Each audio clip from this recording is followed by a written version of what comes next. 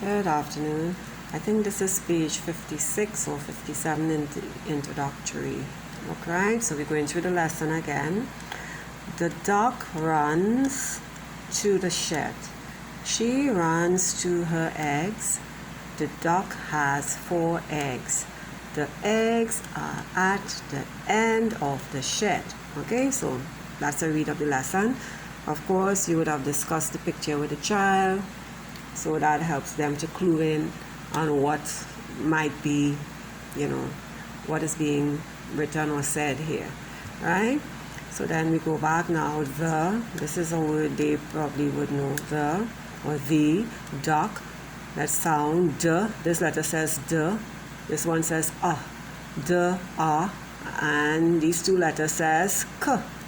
D, k, duck. D, k, duck. This one says r, like this here, d, k, runs.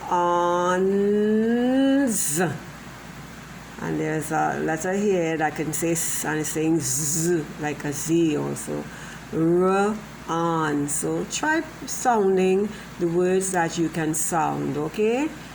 There's another word to sound here. SH says sh. S by itself says H says h, but together they make the sound sh. Like if you're telling somebody to be quiet, shh, shh, ed. Okay? So you can first sound the words, and when you're sounding, in addition to saying, okay, like this, runs, right? You don't stop there. Runs, runs, right? Sh, sh again, like up here, sh, and this e at the end there is making a long sound. The long sound of E, it's saying its name. Sh, E, she runs. Don't forget to pronounce the S at the end here. T-O says to. That's a word you just have to learn, because if you try to sound it, it's going to sound like to. No, to, T-O, to. Right? Her. And soon we're going to learn that E-R says her. Her. She runs to her egg. And don't forget to sound that letter there. Eggs. Now something I want you to notice. Each of these sentences, like this is a word. This word says the. This word says duck. This one says runs. This word says to. This word says the. And this word says shed. Right? And all these words together come together to make a sentence. It tells you something. Let's see what the sentence is telling us. The duck runs to the shed. So this sentence is giving us some information. It's telling us that the duck runs to the shed. Here is another sentence. Let us see what the sentence is telling us. She runs to her eggs. Okay, so this one told us that she ran to the shed, and this one tells us why she's running to the shed. She ran to the shed because her eggs are there, and she's running to her eggs. And this sentence is giving us some more information. Let's read to find out. The duck has 4 eggs. Okay, so the sentence tells us something. Now we know that the duck has 4 eggs. Let's see what the sentence is telling us. The eggs are at the end of the shed. Okay, so from reading the sentence, we know that the eggs are at the end of the shed. So there are a couple of sentences here, right? This is a sentence. This is another sentence. That's another sentence. And this here is another sentence.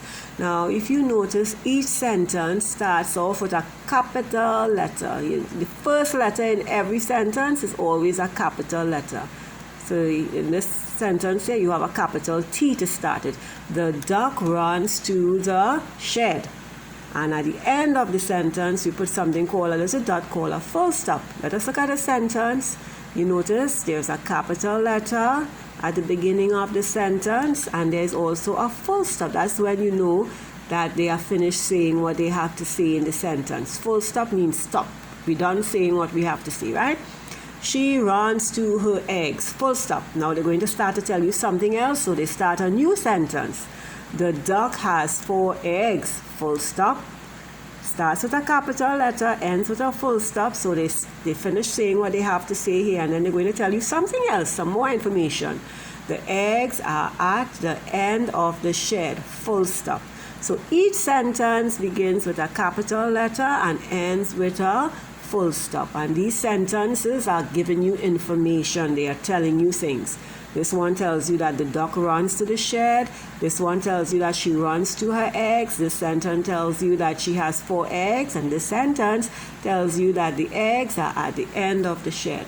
So remember, we're trying to sound everything here. The duck, her has, this S is saying Z and not S. The duck has 4, right? This word you learn to spell it. It's funny to sound. Eggs, eggs. The eggs are, now today we learned that AR says ah. So you see that AR is saying ah. What do you notice about this letter here? Are you hearing it?